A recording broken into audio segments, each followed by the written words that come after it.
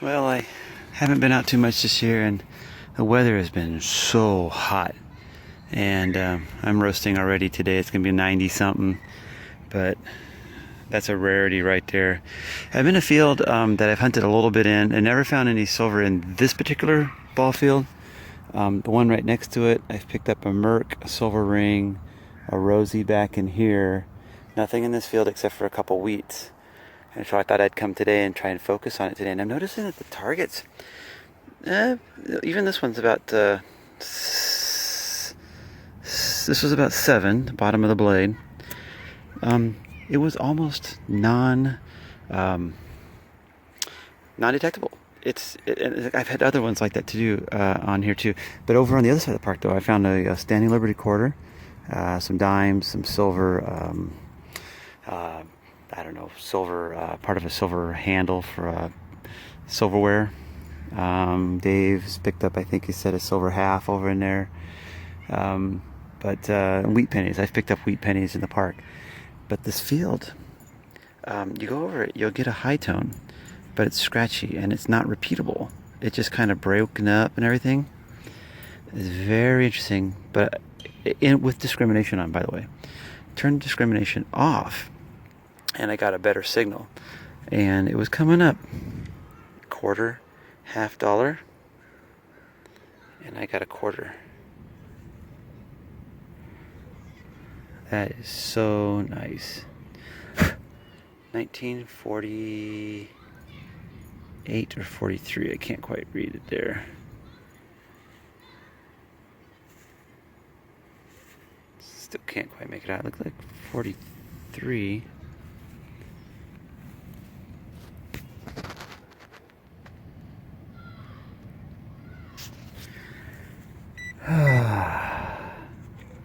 But yeah, I haven't been out too much at all this year.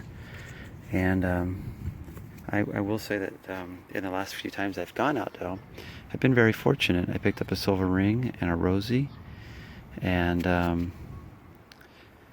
another silver dime, I think. And now this one is pretty nice.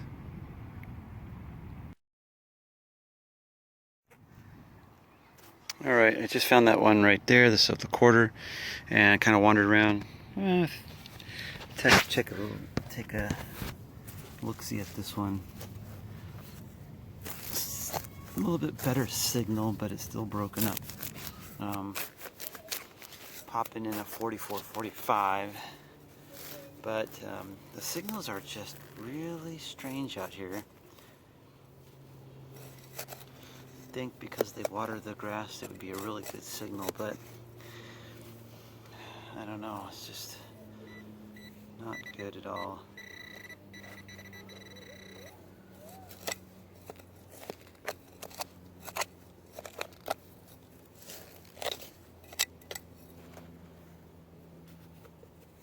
Oh yeah, oh yeah. It's a Merc. You know, Dave always says, where there's one, there's more. And that was what started my old rule about metal detecting. When you find a good coin, you know, walk 10 feet that way, grid it off, 10 feet this way, grid it off 10 feet. So you basically do a 20-foot square around that area, because if somebody missed that one, they probably missed another one that was real close. And I tell you, I've been over this park quite a bit, and like I said, I'm listening for a different type of signal, and it's paying off.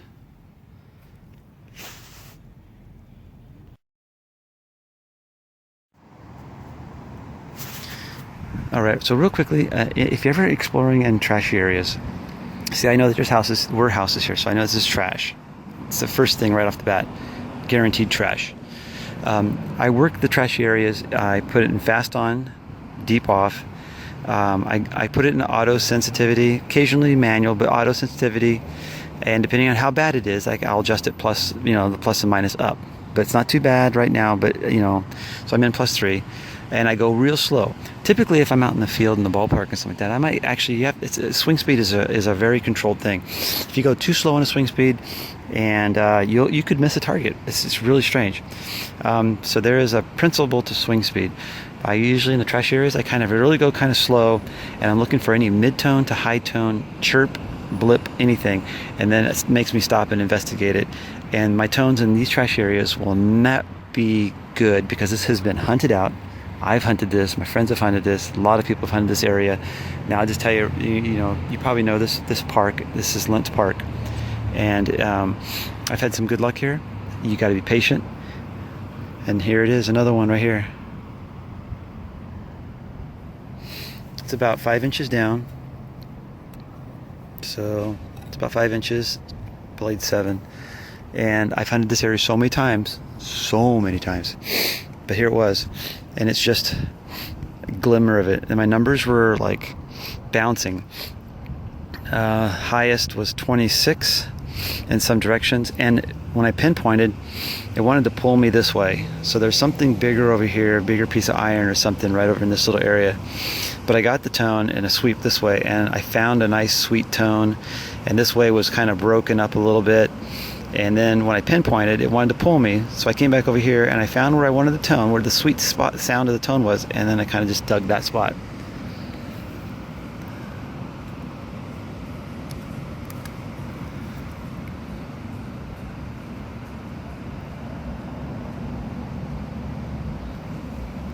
Wow, Rosie. There you go. It's one down for the day.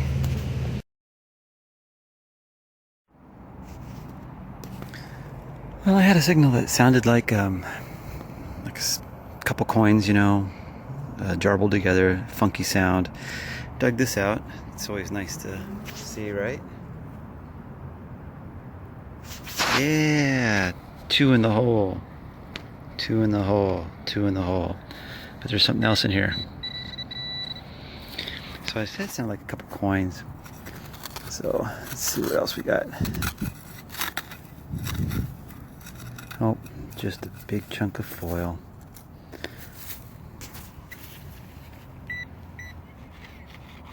What a bummer.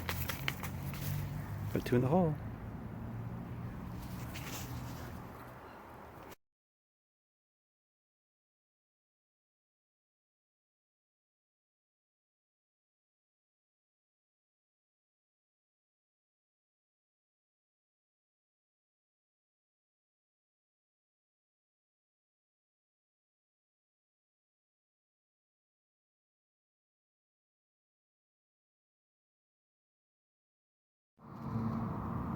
All right. Well, if you watch one of my more recent, I don't know, somewhere in the past 5-6 videos, I talked about a thunker. Well, this is a thunker.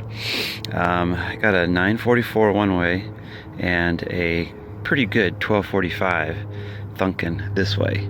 So that's a good sound. That's a good thing, you know. It doesn't have to be super deep to be a thunker, because sometimes they're on edge. But I like the thunkers because if a typical person comes in and swings over it, they would miss it. And I'm actually hunting in fast on, deep off, and I'm hunting with manual 22 and bouncing back and forth between that and auto, of course. And I'm really stopping and pausing at a lot of little blips. So you got to listen for anytime your signal cuts out and you get a little noise. I back up over those and check them, because the ground here, I don't know what it is, but you can't quite see it, but there is iron and clay. There's red and gray mixed in all of this ground, and that, I have no idea, but that might make a big difference in signal quality.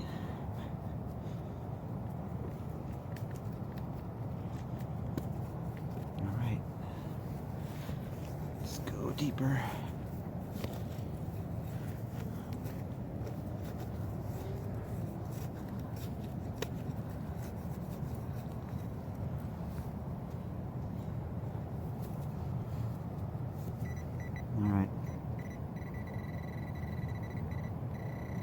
down to my target at, well, we're at 7 inches right there. So the thunker is about 7.5, 8. It could be a weedy, but it's right there. It's silver. You just love it. Love those thunkers. And that's, the thing I like about thunkers is they're pretty dang consistent. When you get a thunk and you get those, the 45s or those good numbers, you can be pretty positive that you're going to get something good from it. Rosie.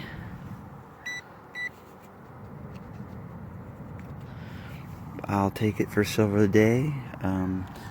Since I've gotten out of my car, that's probably about my 5th dig.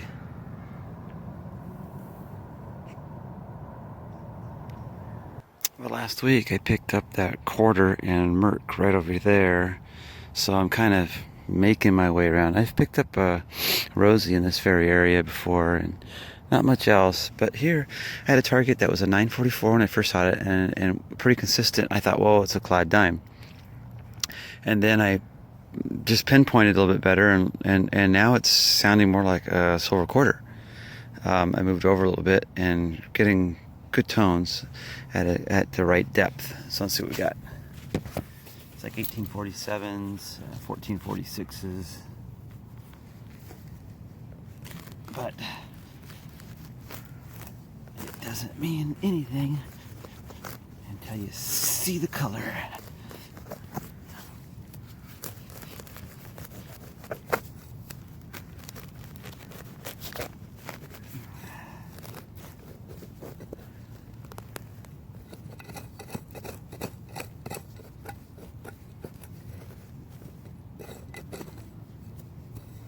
Well, yeah, a little shallow. So either clad, quarter, clad dime. I don't know. It'd be so weird to think that this would be a silver this shallow.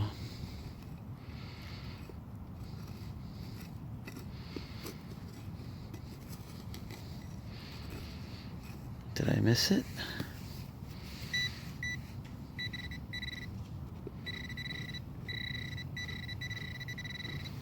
Huh.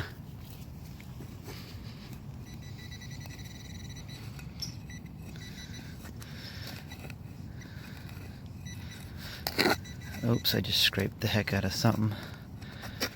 So it must not be silver then. Oh, love it. Love it. But wow, the heck. Those numbers went from a clad dime to a quarter. 64. Yeah.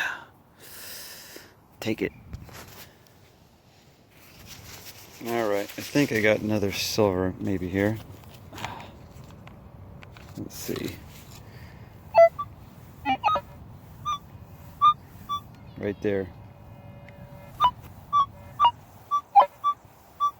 Some garbage next to it, big time.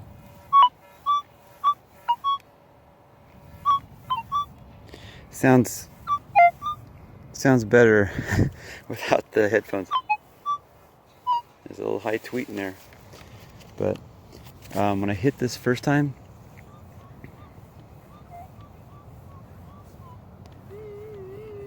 $12.46, $12.47, and then when I went the other direction, I didn't get anything.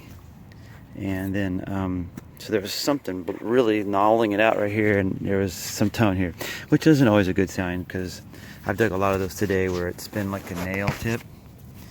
You get like a good tone in one direction and not much in the other direction. You dig it, of course, then a little tip of the nail sticking out. That happens a lot. But if you're not digging the iffy targets, you're missing out.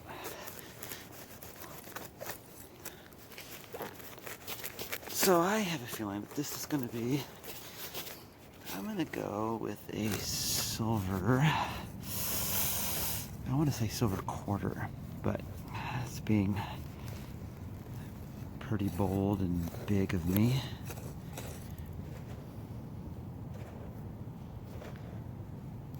And all I'm doing right now is I'm gridding off a section, and I'm going real slow and just finding, it's not where I want my target to be. But I'm going real slow and playing with all the numbers. So it's over here. I'd prefer it being right here. But if it's silver, I don't really care where it is. And it's not very deep. But like I said, it was really small when I first hit it.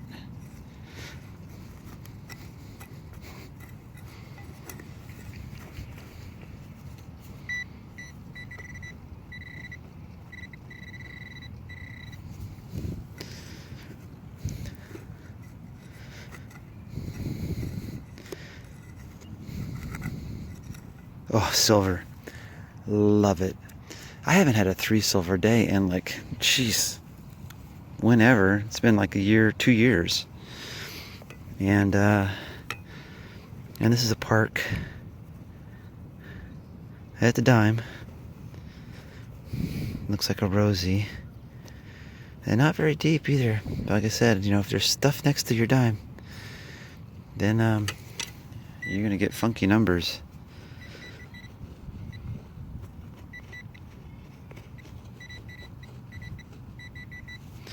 I'll check the hole again, but always check your hole. Even if you find a nail, of course, put the plug back on. Check your number. 55. Well, I just found out my phone's not saving some of my pictures. Maybe it's because I'm cutting it off too fast. It's not saving them. But I want you to. Well, you don't even need to hear this, but that's going to give you the numbers. You can kind of see them there. 2446, 2245, 2345, 2345, 1043, 943, 139, 1444. 1143.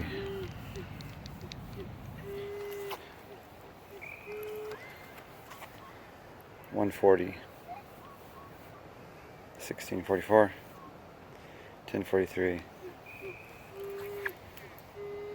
Alright. I'm going to dig it, and when I get down to it, I'll turn it back on. It sounds like silver, but it's really iffy because it's got those, the numbers are really kind of weird, but it sounds good. Not all my targets are good targets. I was down there about 9 inches. You think something that big somebody would have gotten by now, and it was coming up some good numbers too.